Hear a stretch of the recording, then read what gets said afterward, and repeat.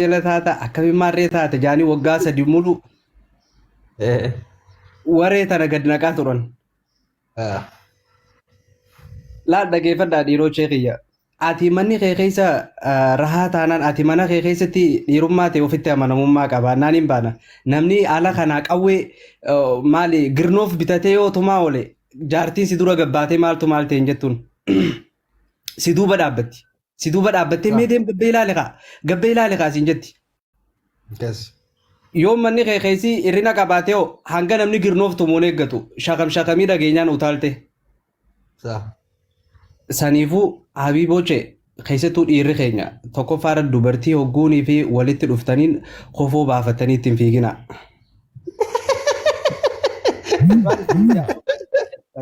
Itti. Kofoo Kofoo baafatanii ittiin kofoo fiigina. lafatti hin dhooftanii fiiginaani. Ittiin fiigina. Akka Dubartiin hoolaatti. Yaa. ilaa arraa illaa shamaran Oromoo illaa kaayaniiti dhiirti Oromoo jaalalan beeytu numa jaal. Dhugaa qabanii bar. Dhugaa qabu wallaahi. Kana shamarranii kaa'uu qabna qudhuu fi qabna shamarranii. Billaa aleeka. Akka isiin osseenten surree baafatee irratti uttaala akka korbeessa. Fiigaa dhufee nama kiristaan meesuma kubbaa na godhe kareetii xiyya. Fiigaa dhufee kofoo baafatee dirgim dadhabee jira laal sanuu Eenyummaan tanaaf aaran naaf itti faa jaaniyer miskiintichi rabbi isiin aaran jirti beekadhu. Balaa dhumte yoo wallahi akkanaani hogguu xiqqoo dhaabbatte isin dhiirtii Oromoo jaalala beektanii aboo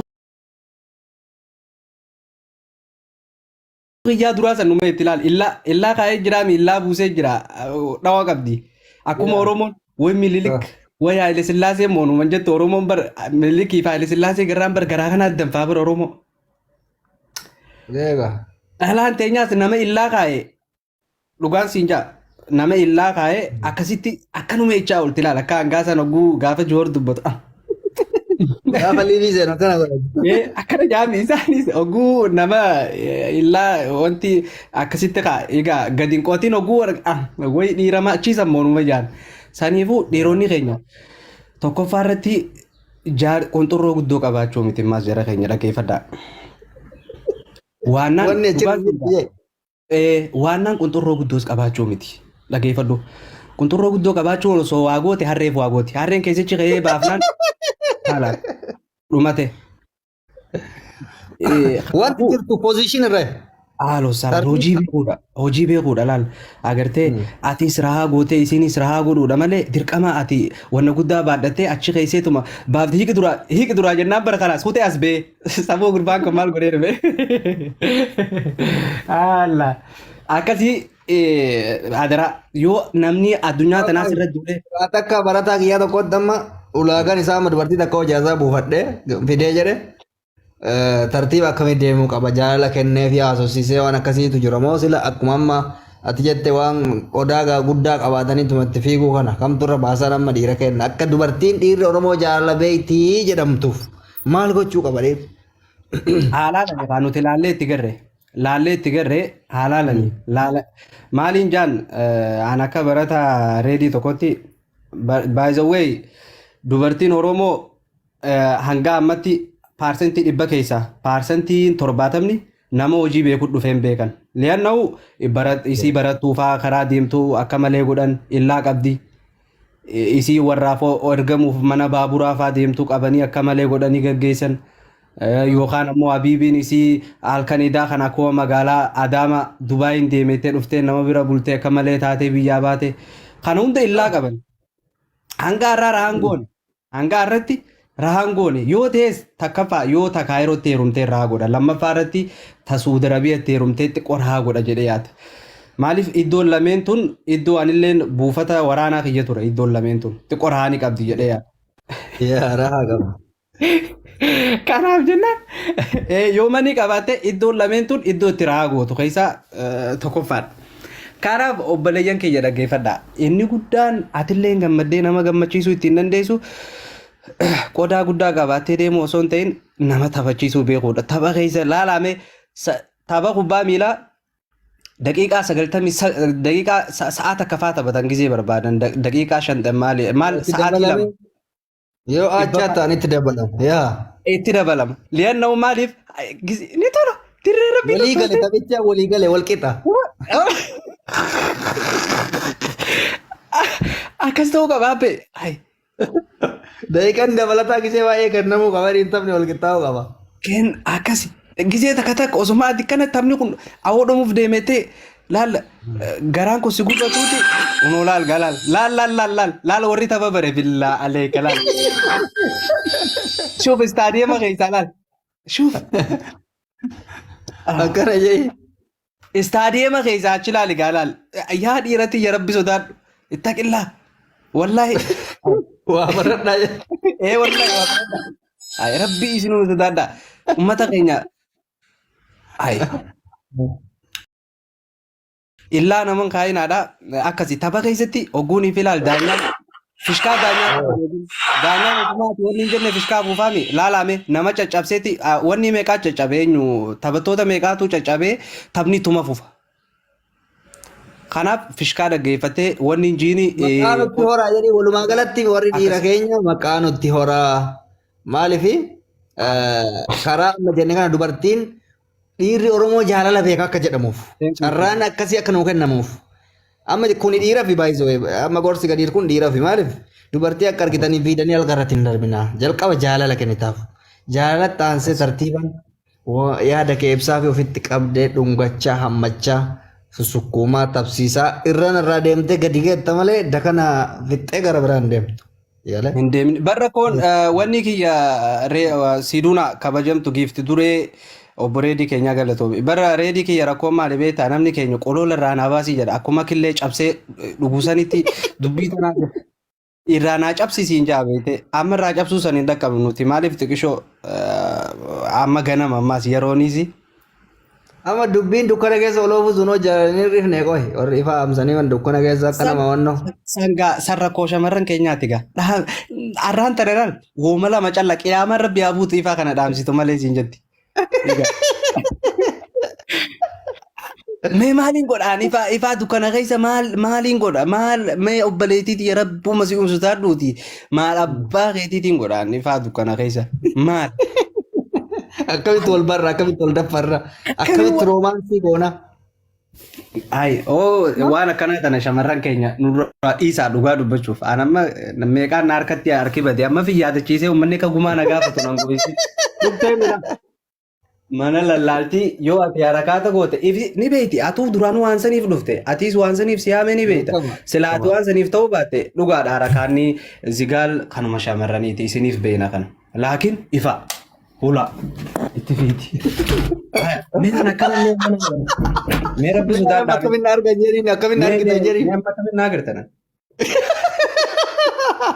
Kuni harakaata shamarran keenyaati dhiirarran keenyu rabbii jira. Wallahi. Mee mucaa kana akkamitti argina dhugaa maana. Anuu ifaata kaan ibsuun hin dhabe qabu. Egaa inni deebi'ee booda laal odoo amma fedhiin yaani taphni akkasiin jeequun sa'a tokko deeme. Rakkoodha jechuudha dukkana keessa waan nuti.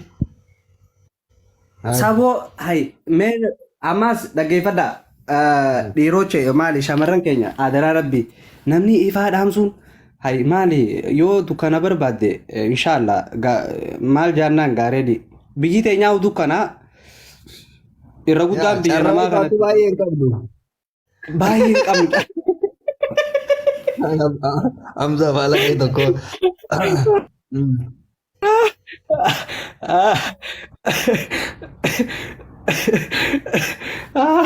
Saniifuu carraa biyya teenya ifaatu hin jirre. Itti sokkee rakkoon qabu. Garuu biyya namaa dhuftee ifaan dhaamsan ifaan sirratti hin deemu warra manaarra deema amma akka biyya akka ammaan jiraadhu kan yoo taate warra manaarra deema ifaan. Maaltu jira beektaa? Iftoominni yoo hin jiraanne jaalala keessa iftoomina rakkoon hanqinni jiru dhiiraaf dhalaa birallee iftoomina. Iftoomina jechuun nama takka itti jaalattee itti dhiyaattee itti of kennite taanaan wanti ati irraa of dhoysitu maaltu jira. Innis jaalata ati hin jaalatta yookaan jaarsaaf jaarti taata. Wanti ati irraa of dhoysitu maali? Innuu keeti atis kan isaati qaamni kee qaama isaati. Tigalee ati irraa if dhoysitee akkamitti wal beeynaa lubbuu walii keenyaa maali jettin maalii waliin beeytanii jechuudha. keessa keessanitti wanti ta'e wayii uumama inni sun waan baay'ee hir'isuu danda'a sigalee nama sanitti amantee kiyya erga jette ifaa miti inshaallah barbaadu baatirii asirratti gaxxabatee ija kana irratti akkatti keessa osoo olaa seenu no problem keetika ati of qaanfatta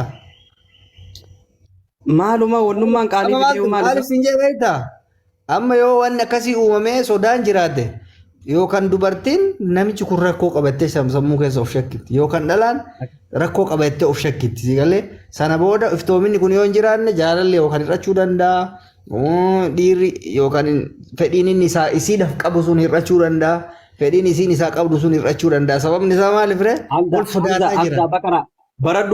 Baradhu barsiisaa aboon irraa baradhu amsa ijaan gootamoo ifa atiis warra ifaa dhaamsisan keessaayi.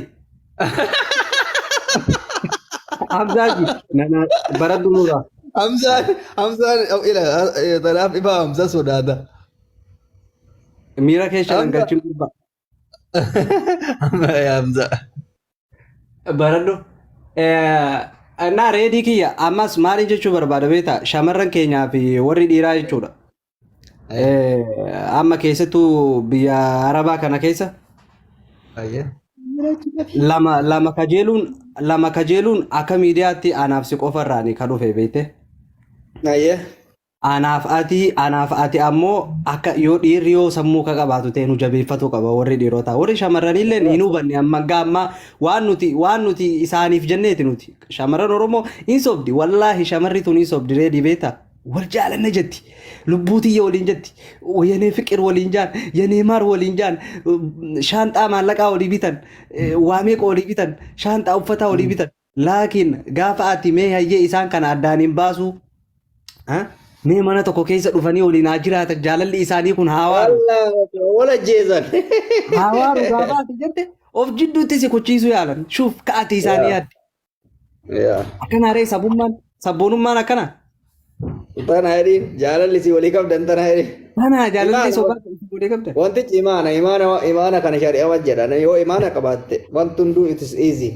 Imana yon kabanne zammun ke gogayo te kalbin te jida yon kabanne. Kuni aida ofirrat murtesa jira amma namni baay'een. Keessattuu namni garii nama islaamummaa tan akka nama jabeessuu godhee waan islaamummaan jabeessitu balleessuuf deema. Dhugaan isin imaana qabaadha. Imaana jechuun immoo sammuu jiidhudha waan biraatti miti. Yes, Simbakara, I love you too. Ante futu ndutu. Akka namee duraa bar warri osoo nuti ittiif barre fuudhaa jara keenya fuudhaa unoo laal osoo isin takkaatee sila warri fuune kun ani amma gaafii qaba dhuga amma kadiira tamma singilii taatee turte dura yoo mumkin ani amma reefi yoo haasaa kiyyarra maal jedhe an jiruu kiyyarratti akkanatti hammachaa guddadhe hin beeku ani singilitti of hin beeku jedhe haqa isinii muufi amma dhiirri tokko singiliidha hin nyaatan dhuga akkamitti danda'ee jiraata ni wasamu hin shiqaanamu Asin magaa. Dhugaa si hima. Anamma fakkeenyaaf osoo torbee tokko kan guyyaa 15 dolarraa fagaadhe an araba dafaruu na oolu. I am sorry. Hin danda'u. Obse. Haqa isinii himaan. Dhugaa dubbachuuf ani gaafa dura ijoollee dhiiraa biyya arabaa waggaa 35 teessee dhuftu kana jajuun ture yookaan ajaa'ibuun ture. Liyaan keessattuu ijoolleen Kuwait Qatar Dubaay fa'aa teessee dhuftu tun akka Suudiitii miti osoon fuudhii waggaa 40 fa'aa warra taa'ee dhufuu jira biyya kanarraa gara Itoophiyaa.